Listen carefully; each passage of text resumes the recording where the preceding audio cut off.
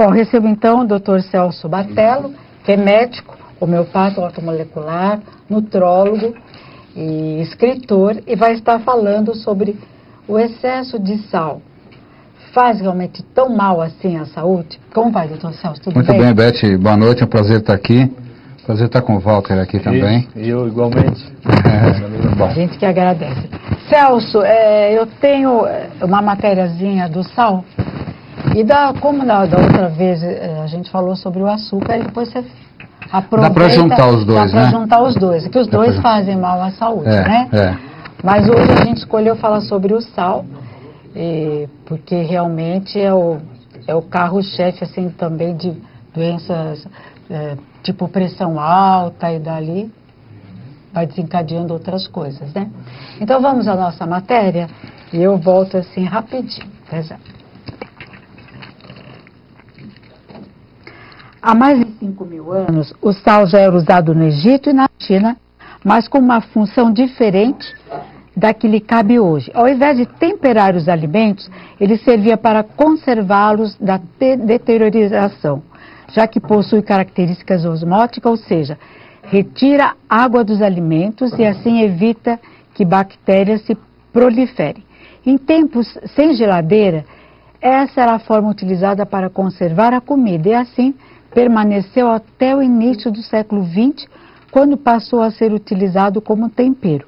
Ironicamente, se antes ele tinha a função de zelar pela qualidade dos alimentos e, consequentemente, pela saúde dos homens, hoje ele recebe o título de vilão e integra a lista dos condimentos prejudiciais à saúde. O motivo do rótulo não é à toa. O consumo excessivo de sal aumenta a pressão arterial.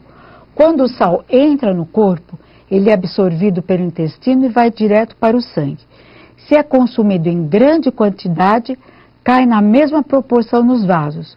Como a água do corpo é sugada pelo cloreto, o organismo, na tentativa de manter o equilíbrio e normalizar a falta de água, eleva a pressão arterial para aumentar o fluxo de sangue circulando. É o que nós vamos ver agora com o Dr. Celso Batello. Então, Celso, aí vamos falar desse problema sério que é a pressão alta e as suas consequências devido ao consumo excessivo de sal. Então, Beth, eu sempre gosto de começar, quando eu falo de alimentação, o que Hipócrates falava, né? Em matéria de alimento, nada faz mal, nada faz bem, depende da quantidade. E o sal está incluído. O sal está incluído.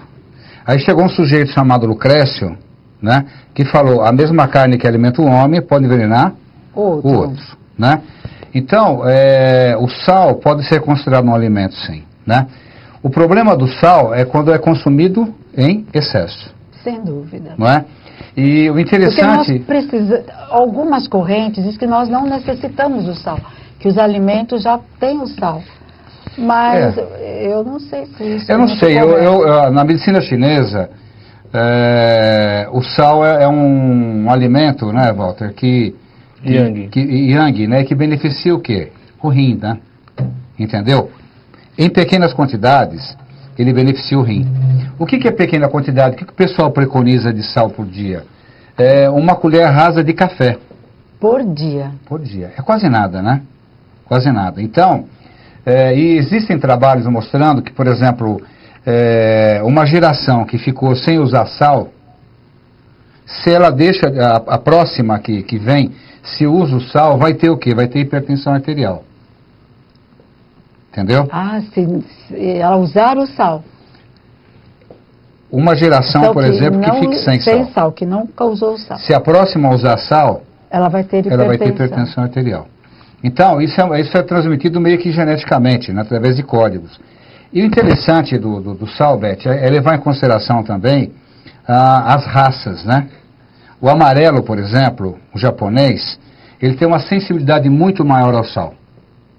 Eles comem pouquíssimo sal, pouquíssimo sal. Então, eu sempre falo que tem um apetite chamado filogenético, lembra, né?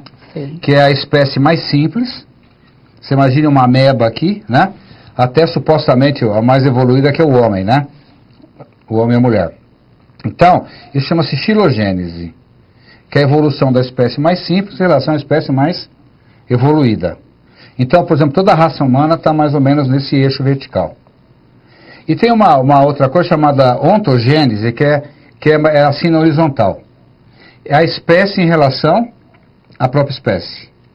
Né? Então, é o homem daqui e o homem do Japão. Né? Por exemplo, nós ocidentais, o nosso rim está mais apto a receber sal do que o oriental. E do negro também. Ah, do negro? Do negro também. Então, uma das coisas que mais acomete o negro afrodescendente é a hipertensão arterial.